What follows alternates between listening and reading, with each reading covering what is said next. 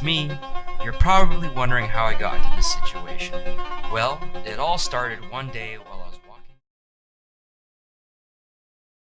Hey everybody, Kangsler here for Lightspeed Saber League, the world's fastest light-based fencing, and on today's video, I'm going to talk to you about fighting opponents who are taller than yourself. Now, the great thing about lightsaber, at least classic lightsaber, is that it is very, very well suited to fencers who are shorter. And the reason why is because there is no hand guard, and therefore the distance between yourself and your opponent's target, meaning the hand, is always the same. So if you're going hand to hand, then that really, really evens the playing field. So that is why lightsaber is a really, really great avenue for weapon combat if you are a shorter fencer. That being said, there are 4 key things that I want you to learn how to do when dealing with taller opponents. And these are not the only 4 things, but these are just 4 things that I was able to gather up recently into a recent match of mine, which I'm showing here against Howard Chen, one of our members at Lightspeed Saber Academy. Now, Howard is an epi fencer like I was, and he's got a full foot on me, I would say. So I'm 5'3", so Howard is 6'3". So this is definitely a tough fight for someone such as myself, but there are plenty of moves that you can do that are going to give you the leg up here. So I'm going to count down 4 things that I want you to start trying out next time you fence someone who's a lot taller than yourself. And one of the first things that you want to be able to do is a good solid parry riposte. So this is what we call a deflect and return. So when Howard comes in here, I deflect the attack and then I return the hit. The important thing about this is that I'm not chasing him, I'm having him come to me. So he's got long legs, he's going to have an easy time getting away from me. I don't have long legs, it's always a struggle.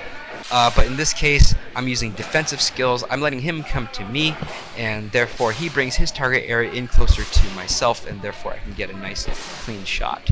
So practice your deflects and returns. It is a great way to deal with taller opponents.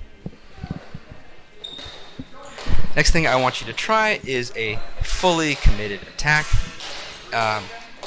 A lot of taller fencers are not going to expect you to be able to reach their body. I in fact go for the body most of the time. I don't like striking the hands, because I just don't want to hurt anybody's fingers, but also B, because I know that a hard strike to the hands is going to break my weapon on the hilt. So as you know, that is illegal in Lightspeed Saber, so I avoid that as much as possible. It's one of the ways that I keep my blades lasting for a really, really long time. So what I do instead is I go for the body most of the time, so I have a decent fencing lunge. So that means that I can commit to this attack and catch an opponent off guard and strike them on the nice big body surface that they have. And of course, that is your number one weakness as a larger fencer. You just have a lot of body mass that we get to strike at. And number 3, I want you to learn how to use offline attacks. So a lot of people are going straight forward, they go for the body, they go for the hands, whatever. Regardless, they go straight forward for the target. But there are other ways to strike targets, and those are with offline attacks, namely with side hooks, sky hooks, and floating attacks.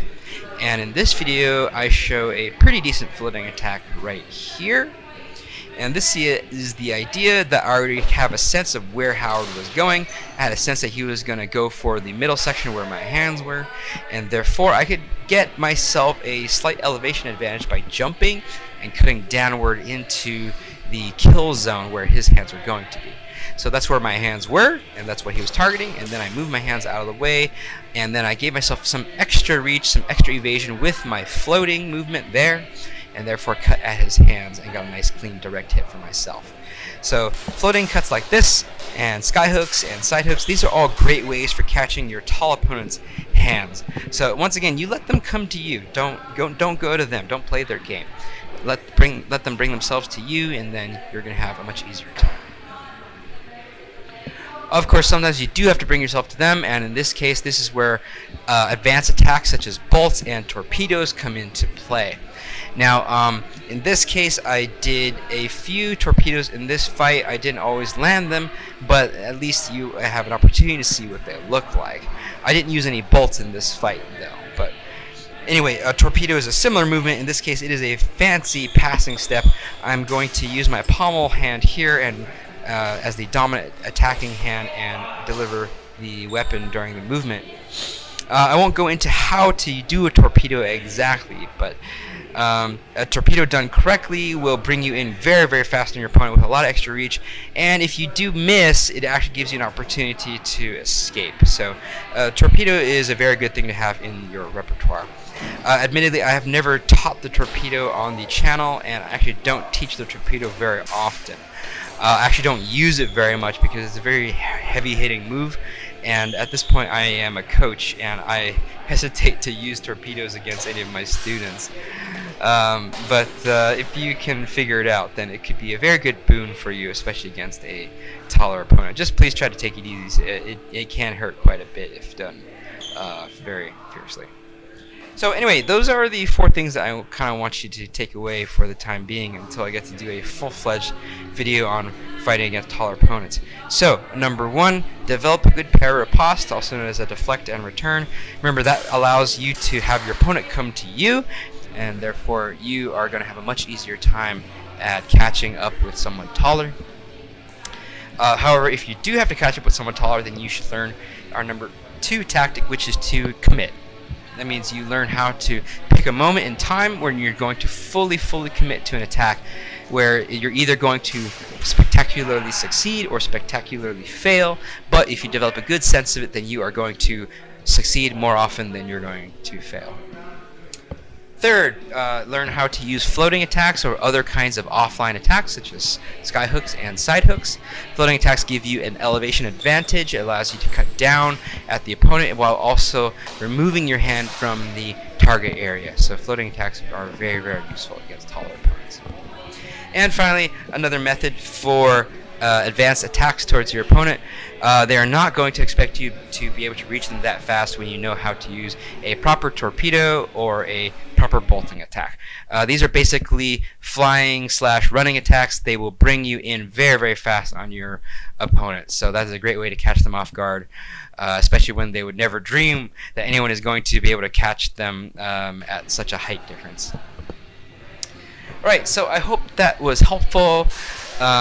If you're a shorter fencer, then I feel for you. I did epee for 4 years, I guess, and this is sort of the thing that I had to master.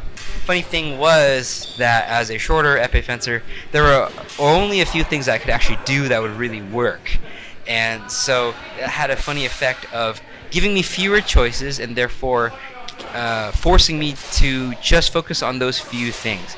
Sometimes when I have too many options, I freak out and I just have too many things to do, too many things to choose from, and I just become no good at any of them. And so by fencing taller folks and limiting my repertoire, it actually forced me to just focus on those few things and get pretty good at those tactics. And I got decent at it. Not competitive level, but I got decent.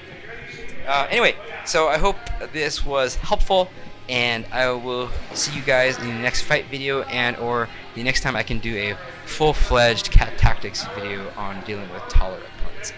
Till then, see you next time. Thanks for watching, and may the force be with you guys. Bye-bye.